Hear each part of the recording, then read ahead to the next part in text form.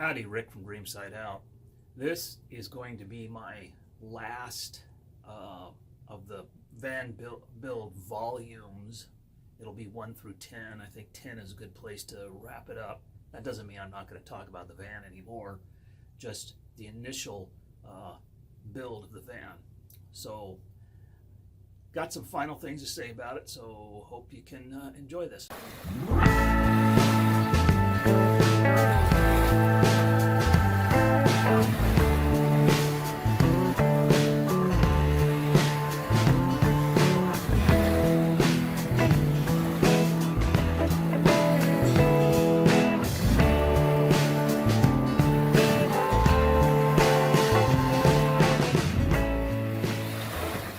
All right, I guess let me just rehash the last couple of months right quick for you so you know what was going on with me.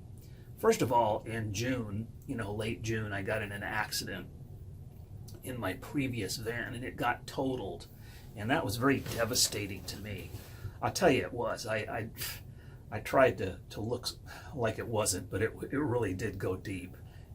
But I think with divine providence, help from above, I was able to sustain myself emotionally and psychologically and get right back into it as quickly as possible.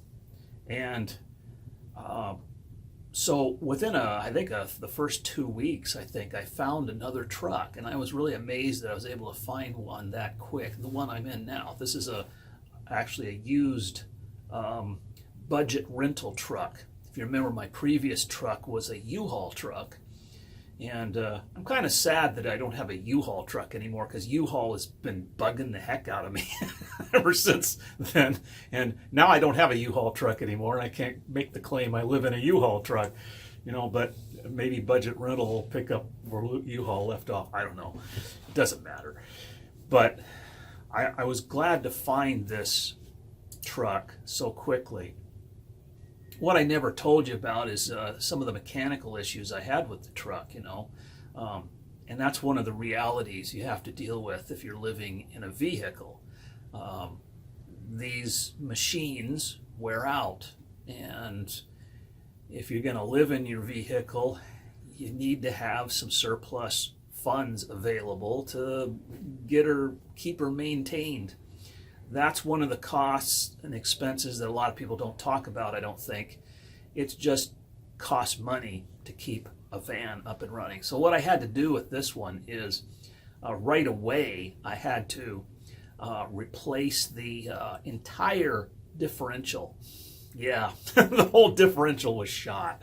It was really bad. I kind of found that out the first week or so that I was driving it. There just wasn't, something was, I heard this noise, and it just didn't sound right. So I took it into a mechanic, and he gave me the bad news. So I just bit the bullet and said, go for it. And ended up rebuilding the whole thing. The wheel bearings in the rear, some of the parts within the differential. We put new brake rotors on, and then after that I had I still heard something wrong with the front end too. So I had the mechanic, he actually looked that over for me in the beginning too, and he said, well, when you're ready, bring it back, we'll work on the front end next. So that's what I did. So I ended up spending a lot of money. I ended up, let's see, all around I put all new brake rotors on, all new wheel bearings, new tie rod ends on the front, and then of course the differential, and I ended up just putting brand new wheels and tires all the way around. The wheels were really crappy rims that were kind of bent up a little bit. I was afraid that, if I didn't get better wheels, and the problem might repeat itself driving down the road on nasty wheels. I think the transmission, though, was in good shape. It got a pretty good thumbs up from the mechanic. It's possible that this could have been a fairly new transmission when I got the truck. So that was a plus. The engine is still good.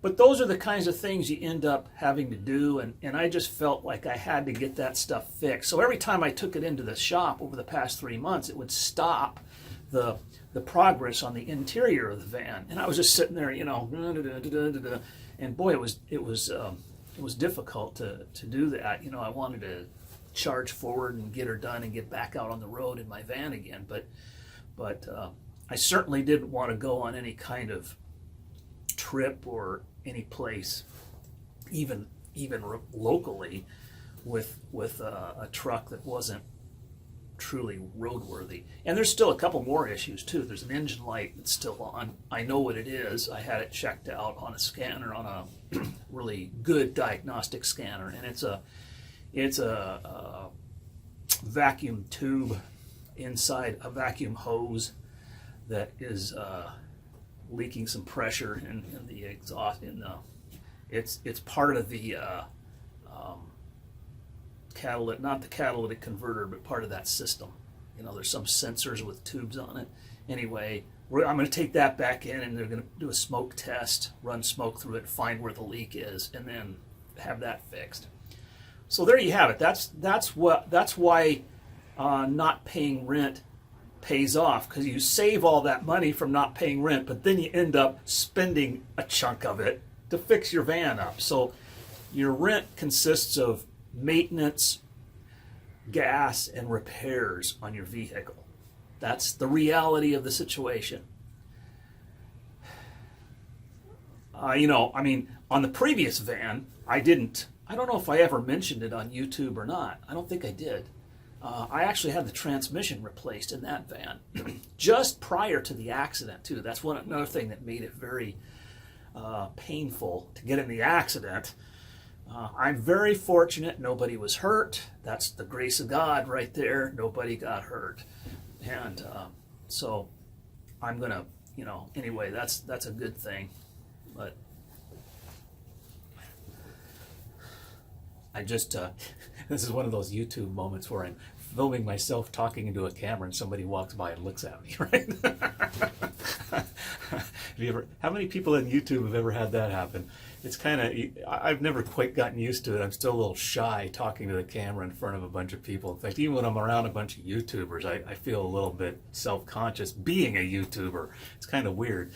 But anyway, so that's where I'm at on the van. Other repairs I did. I'll show you a little sequence right here on this video of my bumper repair. It was more of a cosmetic thing, but I think, it's important to me to have the exterior of the van functional, but also looking decent.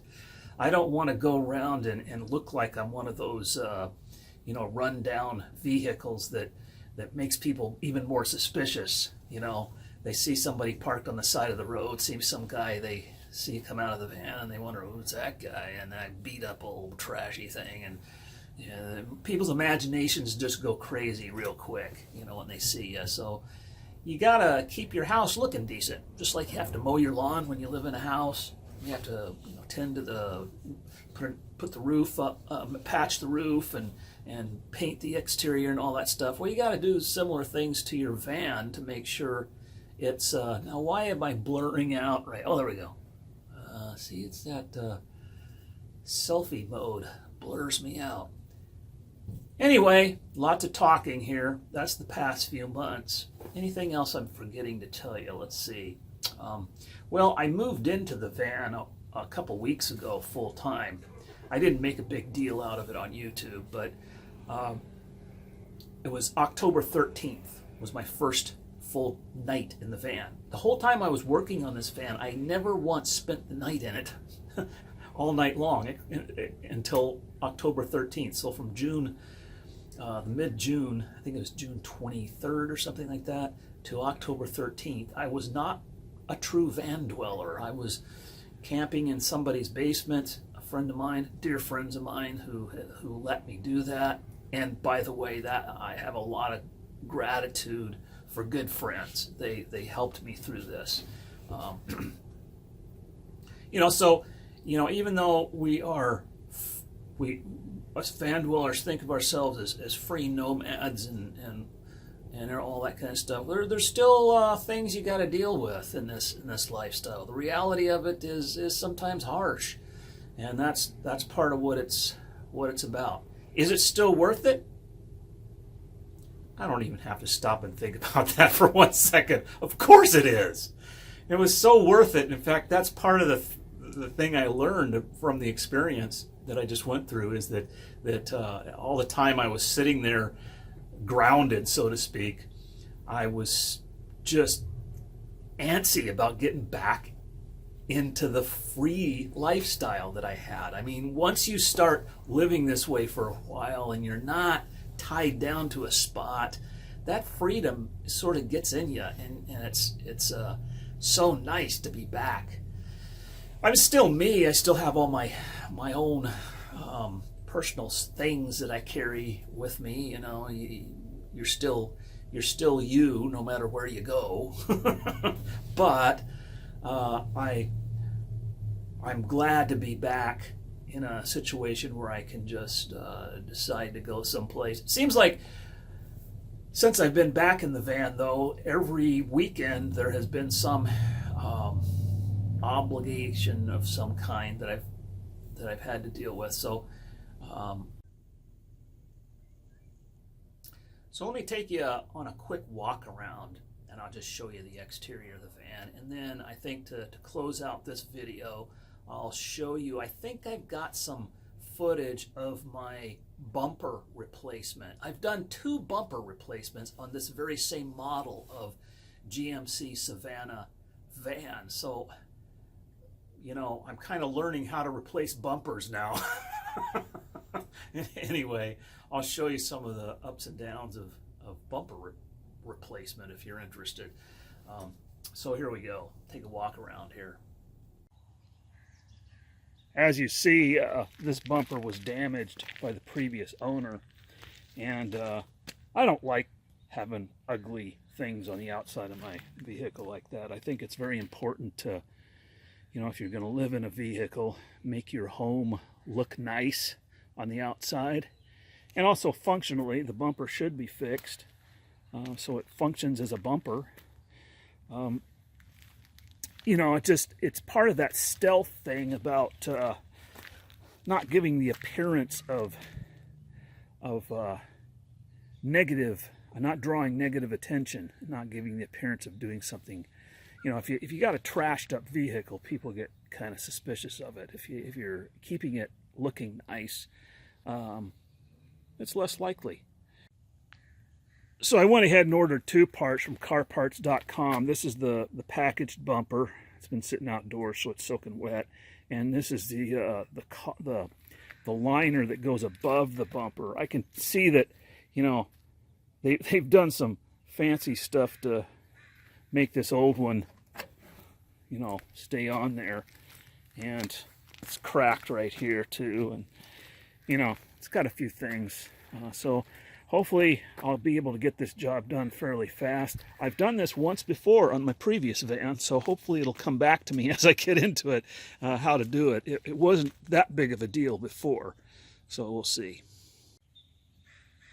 Okay, so step 1 is to take the grill off, and there's 4 bolts that hold it on, 4 fasteners. 2 of them were at the top right there, and they hook right into here on 2 sides. And then the others are underneath the running lights, and they hook in right here. You got to take these running lights off first. See, there's where it hooks on right there. And you got to be careful taking these off, because you can bust the little tabs on them like I did just now. You pry them off from this side. So this one goes on this way. Pry it off from this side, not the tab side, or you'll bust those tabs off. Then you'll have to replace that, which I may have to do now because I broke that one. Okay, I got the bumper all the way off.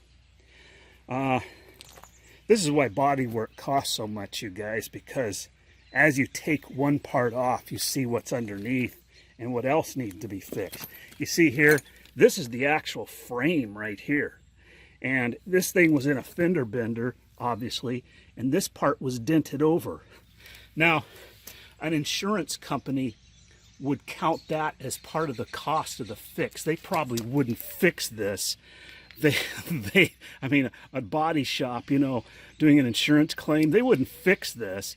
They would, you know, want to replace this piece if it can be. I mean, it's a major part of the frame, but you know, and then I got it off, and then this piece under here is bent over, and I don't know if I'm going to be able to bend that back or not. Getting that bolt out was very stubborn because it was bent over. I couldn't pull it straight out, so I finally wiggled it out.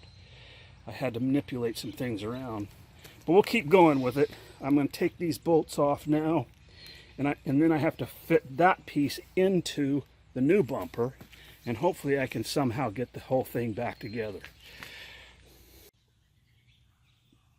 So I laid the parts, the bumper part, assembly parts, into the new bumper. Two of them fit. This one, of course, is going to be the stubborn one, because as you see, the flange is bent completely out from some sort of fender bender that happened previously. And this part of the assembly is warped.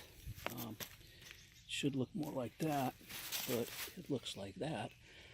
It looks like I could bolt it together in 3 places and possibly just leave this hanging out. You see, it's one of those situations where I got to follow through and finish what I started. I can't just leave my van like this. I have to finish it and get it back on the road. So I could fix it and then order that part, take it apart again and fix it, or just leave it that way. Maybe it'll be okay. I don't know. This is one of those things. Or possibly I can bend that a little bit. I don't know. We'll see. Okay, with a little bit of effort, I was able to get this bumper on there. As you see, though, I was only able to bolt it here, and then I was able to, after a lot of manipulating, to get that bolt in there. But this flange is hanging out because it was bent in a fender bender. Now, it's on there pretty solid. At least it's nailed down in 3 places. It's going to hold. You know, these bumpers are engineered to take a certain amount of crash load, right? They test them out, they run them into stuff and see how much crash load they'll absorb so that it doesn't transmit that energy into the frame of the vehicle. So bumpers are made to absorb a certain amount of crash energy. So this one is not going to function 100% like right out of the factory. Maybe eventually I'll order that part and repeat this process, just take this off and replace that part, and then it'll be upgraded 100%. But at least I was able to get it back together. I was kind of worried about that for a minute there, that perhaps, you know, you get something all taken apart, and then you find something like that, and you go, oh my gosh, am I going to be able to get this thing back together today? So I feel good that I was able to get that far. The next thing is to put this new top piece, sits right on there, just snaps in, and those foam pieces go inside of it. So there's a lesson learned, folks. You know, I would recommend, if you change a bumper like this, like I just did on a GMC Savanna van, go ahead and just order these 2 pieces along with it. Just, you know, these 2, just order both of those and save yourself a lot of trouble, because it'll go back together a lot easier. That's just an oversight I made. Fortunately, I was able to get the thing back together, though. Okay, job done. I think it took, all in all, took me a couple hours, but, you know, because I ran into a couple of little difficult spots. But boy, that sure looks a lot better. think functionally it's at about 80%. Aesthetic, I think it's 100% as far as the bumper goes. I feel much better about having a nicer looking exterior, you know, sprucing it up. I still got a ways to go though. Now I gotta, you know, once again take care of these paint peeling problem that occurs with the GMCs. Anyway, so there you go.